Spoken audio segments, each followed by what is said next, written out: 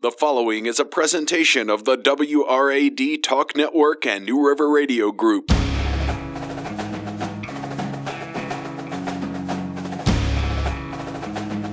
It's time for Fourth and Goal, presented by Cody Jernell of the Gravity Real Estate Group on the WRAD Talk Network. Voice of the Pulaski County Cougars, Rick Watson, is here to discuss and break down this week's matchups in the New River Valley and beyond. Here is Rick Watson.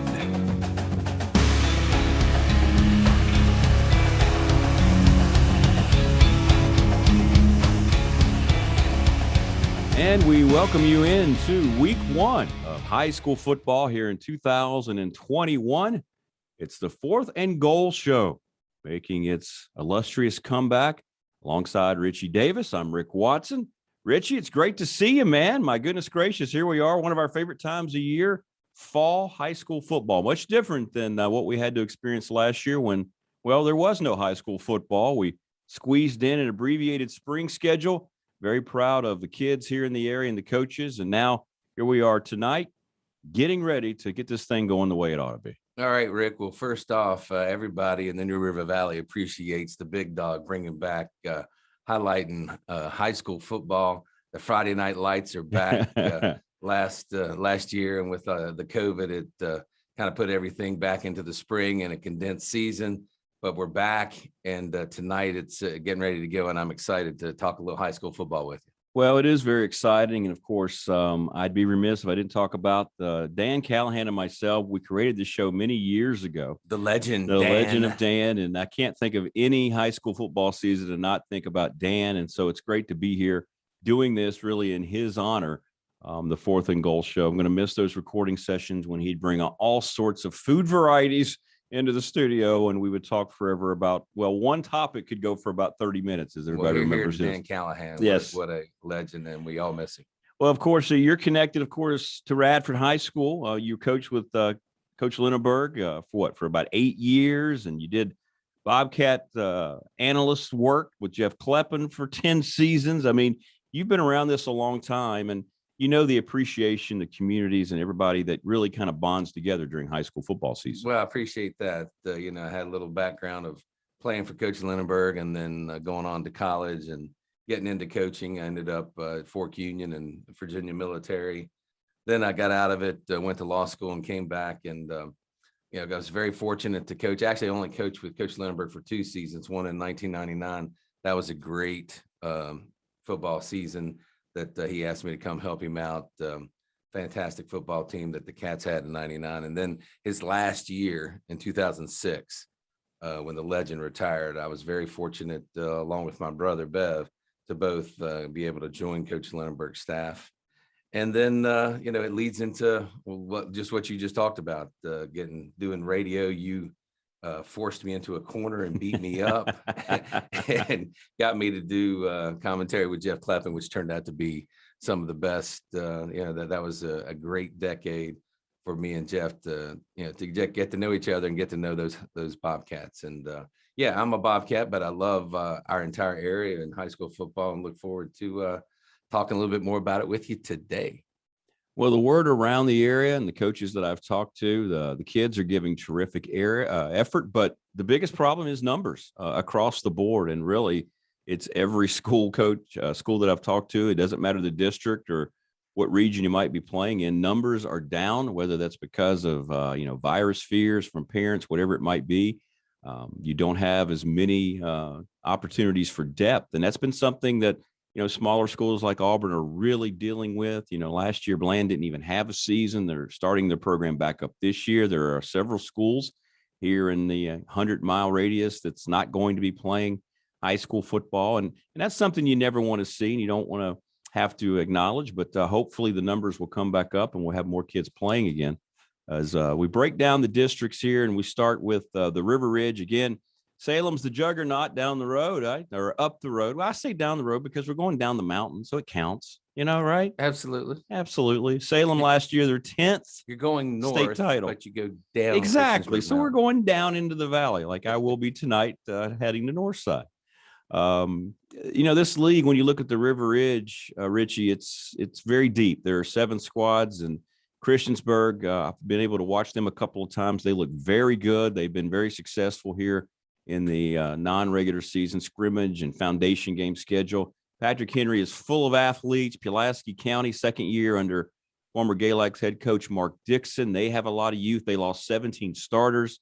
Hidden Valley, Cave Spring looking to bounce back. And, Blacksburg had a tough season last year, losing Cole Epperly and going 0 for the season. But they're going to bounce back under Eddie Sloss. But the bottom line is the River Ridge District, whether you like it or not here in the NRV, it begins and ends with the Salem Spartans. Yeah, you got to start with Salem Spartans, defending state champions. I mean, the run that they had last year to win it all is really special. And then you're talking about a school that won their 10th state championship and has played for the state championship and several others, having lost in the finals or semifinals. So when people talk about Alabama always getting the headlines, in our little area, Salem is our Bama, and they continue just to reload, and that's just a credit to the people in the city of Salem, the coaching staff, and you got to think about it. Don Holter just took over. I mean, it was his second season last year, and he took them to the finals or the semifinals and lost, and then took them to the finals and won.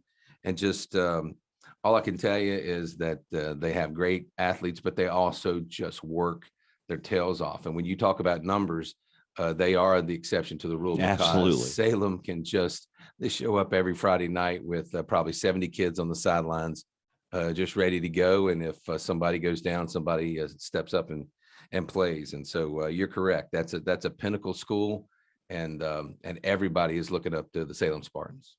People better keep an eye out on Christiansburg this year. I'm very interested to see. Alex Wilkins, very young coach, but he has a terrific offensive mind, and they have 3 tailbacks. They have a defense that flies over the field. They had a really successful game against Floyd in their foundation game a week ago. And, this is a team that I think is going to cause a lot of problems. Their game, of course, moved to Saturday night because of protocols. They'll be playing Floyd tomorrow night, not tonight. Watch out for Christiansburg. Whether anyone can push Salem or not, we will find out. But the Blue Demons on paper and what they've gotten done early, they have some transfers that have come in there. This is a team that's definitely on the rise. They were pretty good last year, but now that they have more experience, I think this is a squad you have to watch. And from Pulaski County's point of view, it's interesting talking with Mark Dixon, and you understand this as a former coach and a guy who was at the collegiate level. He came in with his system, but he had such a heavy senior-laden group. It's very hard to implement that, right? They're used to playing a certain way. 20-plus seniors last year he inherited. Not the case this year. Pulaski County is going to have 17 new starters, but I don't think he's really upset with that, because finally when you have young players, you can start to do the things and start to teach the things that you want.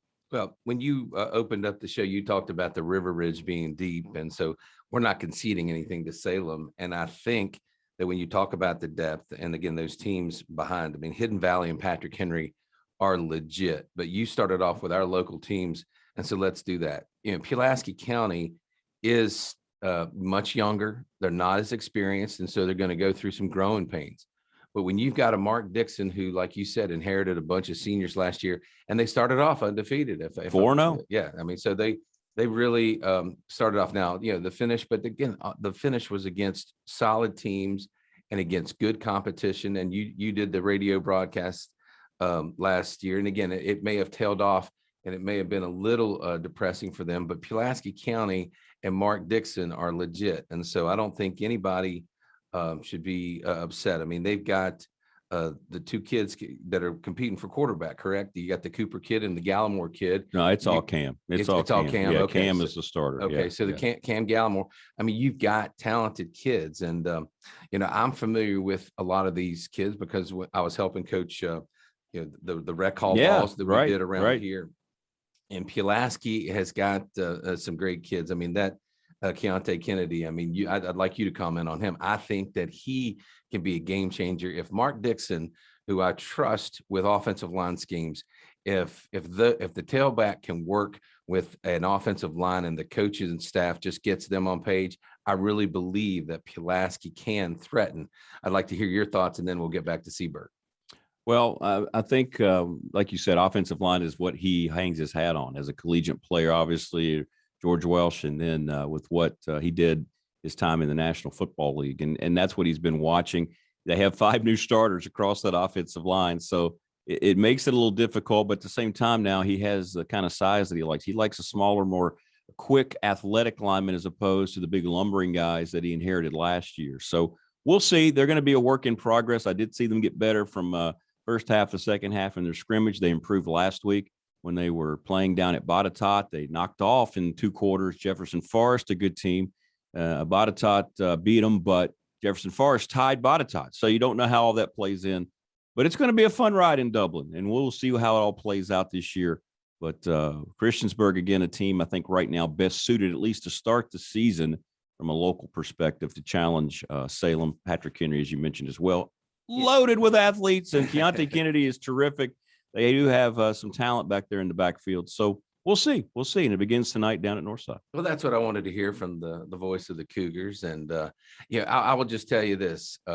Mark Dixon is, without a doubt, somebody that can get this team on track. And, you got to start right off the bat because a trip to Northside is that's legit football too. So Northside out of the Blue Ridge District against Pulaski and the River Ridge, it will be a great game tonight. And I know all the fans are looking forward to it. Christiansburg, I did bring with me, and just in talking to you, the the printout of just the picture of the team and the coaching staff. They look good, don't they? And so the one thing that sticks out to me, no question that head coach Alex Wilkins gets it because he knows that you've got to have as many people on your staff. He brings back Tim Cromer, who for a long time was the coach over at Christiansburg, and then got out of it, and then got him back on the staff.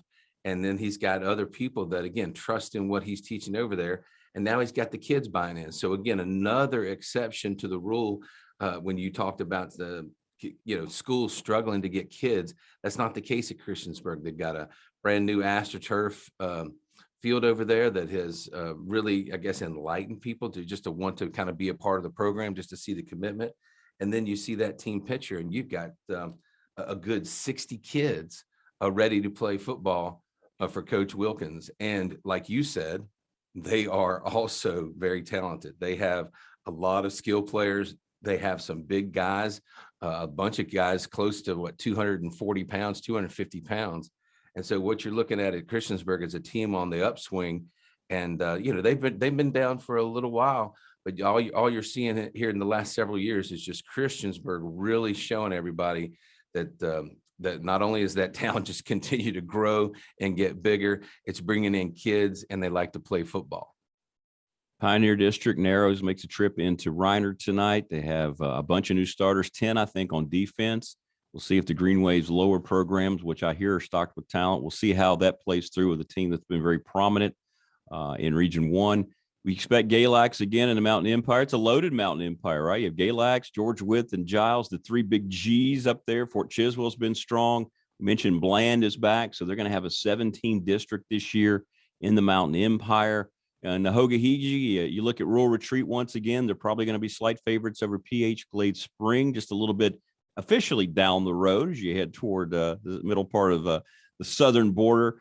So those leagues will be very interesting, but we are going to step out, take a break. When we come back, we're going to look at another league here close to home, the Three Rivers District.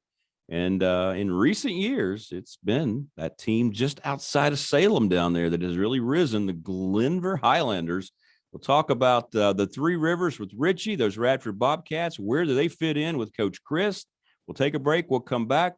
Folks, it's a good time to be alive. Everybody should be happy. It's high school football Friday night here in 2021. We're back with more of the Fourth and Goal Show after this.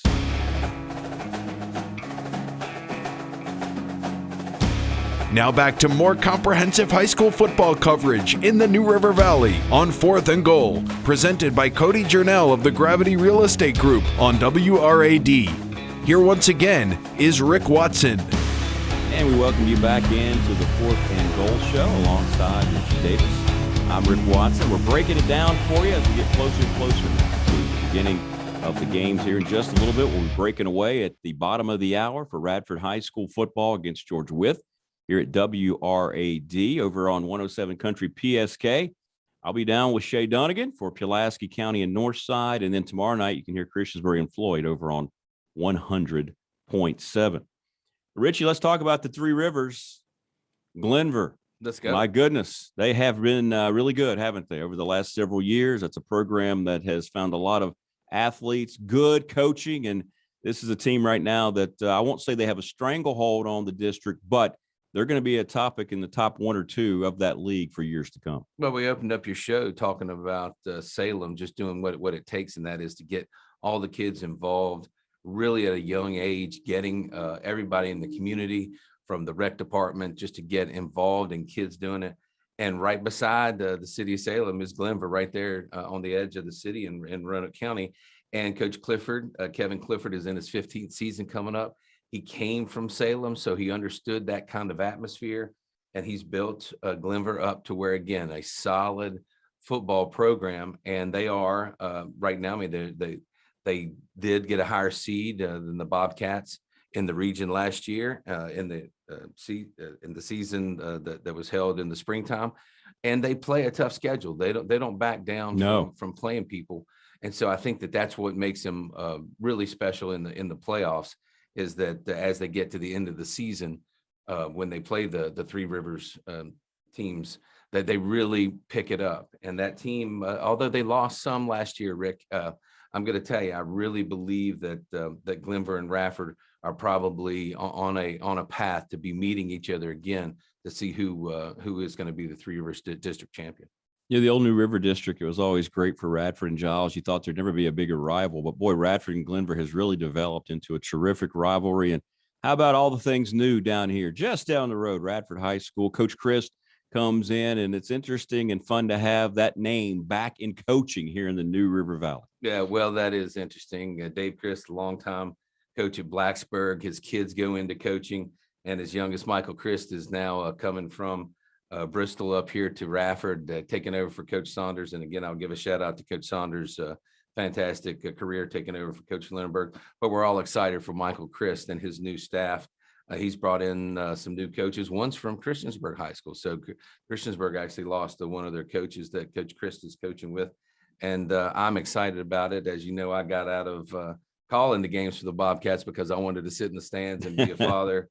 And my youngest son, Charlie, is getting ready to be on the field tonight. And what a great game to open up with. Rafford and George Wythe has been a long time rival game. Those teams have played some incredible games, not only in the regular season to open it up, but in the playoffs. And I don't expect tonight to be anything different. I know Coach Christ would probably like a little easier team maybe to open up with in his first game as the Bobcat coach, but I think he's committed. I know he's ready to go. And it should be just a fantastic atmosphere at Bobcat Stadium at Norman G. Lindenberg Field. Terrific rivalry. Unfortunately, couldn't play it last year because of the shortened schedule. So good to see that back on the schedule. And we mentioned Glenver. What a great opener, by the way. Glenver and Galax tonight. My goodness gracious. You can't find a better opener in that region than that. That's going to be terrific. Just briefly talking about Galax, Mark Dixon leaves, Shane Allen takes over and doesn't miss a beat. Took all that he learned from Dixon and took the program over. He was a longtime assistant there. And sure enough, you're correct. Galax and Glenver, that will be a good football matchup, and it'll really tell you where the kids are and how and how those teams are probably looking. Will that affect their playoff seeding? I don't think at all. What it's going to do is just, again, it's a great opener for you to find out where your football team is. And I believe probably the game of the night here in this region, to be perfectly honest, when you break it all down. And before we leave the Three Rivers, I'll shout out once again Winford Beal, one of my all-time favorite people. This young man, I'm still going to claim a young man because every time I see him, he looks like he's regressed in age. He's done this for so long. He's influenced so many people, and he's back, 40 years at the helm. What a great job. Season. Oh, my goodness gracious. First season. So love the Buffaloes. I'll just, if you're going to just do it real quick, let me just go down. Oh, yeah. All right. From the bottom. All right. Coach Christ in his first season in the Three Rivers District. You've got Monty Chipman in his second season at Carroll County. You've got Will Flesh in his second season at Allegheny. You've got James Rivers, Tim Jennings, head coach, third season. You've got then Kevin Clifford, who's been at Glenver for 15 years. And you think that sounds long. That sounds a lot. Then you got to go all the way to 41 years as a head coach for Winford Beal. And Floyd County, again, a huge game. They open up with Auburn, correct? Floyd's got Christiansburg tomorrow night. Yeah. Okay. Yeah. Yeah. So Floyd and Christiansburg, let me just tell you, that's a tough game for Winford Beale to open up his 41st campaign. It is, because you and I both know, and we kind of highlighted it, Christiansburg out of River Ridge, they are on the upswing. But yeah, exciting to see Coach Winford Beale. What a neat thing to have a legend still going. and it's great to have the Giles Blacksburg game tonight. That's always a traditional opener. Speaking, we just talked about Coach Chris. I remember the years I worked with Dave Christ calling Blacksburg games. He always loved this rivalry. It was one that he just really kind of wrapped his arms around. So can Blacksburg trying to bounce back after a winless season? Just a nightmarish season last year. All sorts of injuries for that team. I think they bounce back and have a better season this year. Giles, of course, the last image we had of them, Richie, they played that Christiansburg team last week in a benefit game. Didn't go well for them, but I'm sure they got better playing a team of that nature. So we don't really know coming out of the preseason. It all kind of unfolds tonight. And, you know, you coach at this level, you coached at the collegiate level and played. It's interesting because you can have all this preseason preparation, and we're talking about these coaches and these players. Yet when I talk to these coaches, and you know this, what's the first sentence that comes out of their mouth? We'll find out what we have when we kick it off on Friday night, that first night, because you cross your fingers and you hope, but you just don't know until the lights come on for real. Yeah, and you talk about my background. My background is that one of the things that when teams are down a little bit like Giles and Blacksburg, and they're looking to come up, and we're talking about Pulaski having lost so many kids, the game is won in the trenches. So again, when you're calling your Pulaski County game, and I used to call the Bobcat games, we would call out the kids that are making running plays and catching and throwing the ball and things of that nature. But really what you want to know is that this game is won in the trenches. High school football has always been about how you do up front. And for example, like Giles and Blacksburg, both teams are going to come at each other. They've both been down because they haven't had those big kids up front that have opened up those holes. But something tells me that you're going to find out between those two schools right now, and that's going to be a big-time contest, okay? Giles and Blacksburg is going to be very competitive, and it's going to be interesting to see who wins the battle of the trenches there. But when you're correct, all these coaches are going to find out what they want. They know kind of what they have when you're talking about the skill positions at the receiver and running back. What they don't know is the mano a mano right there on the trenches. You got to find out who's going to be the better offensive lineman and the better defensive lineman. That's where it begins, and that's what I look forward to watching in all these games. Some interesting side notes from certain matchups, just looking up and down the schedule. For instance, Hidden Valley and Cave Spring, they share the same field down at Cave Spring Middle Field, a new turf field they put in. Saw it last year. It's a South County matchup rivalry. It's usually the last game. Well, they're going to open up the season together. We talked about Salem. Well, the last time they saw this team, Martinsburg, West Virginia, Martinsburg beat up on them, right? 49-14. I think you're correct. And so what a great opening game for them. Again, you're talking about two big-time programs, one from the state of West Virginia and one from Virginia. And what a way to open up the season for the Spartans. Lord Botetourt carries a 21-game regular season winning streak as they hit the road tonight to go to EC Glass. Botetourt looks like they're primed and ready to continue their recent run. It just doesn't seem like it's going to end anytime soon, so we'll keep an eye on that one tonight. And you mentioned, Pulaski County and Northside.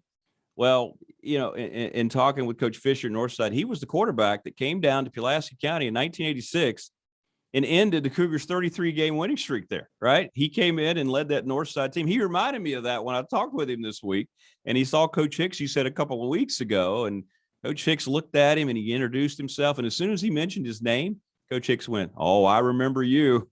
I remember you," because they started talking about the game. So it's a fun game. It's been a historic rivalry, and that game down in Roanoke tonight, Northside Pulaski County. Yeah, well, obviously, Coach Fisher being a former player for Northside, that's great. That brings even more to the game. And I know that all the players at Pulaski County want to be the ones that they have their name come out of your voice tonight, because they're trying to take down Northside. Both schools have traditional football beliefs in both their community, and I think that's a big time game. You mentioned Lord Botetourt.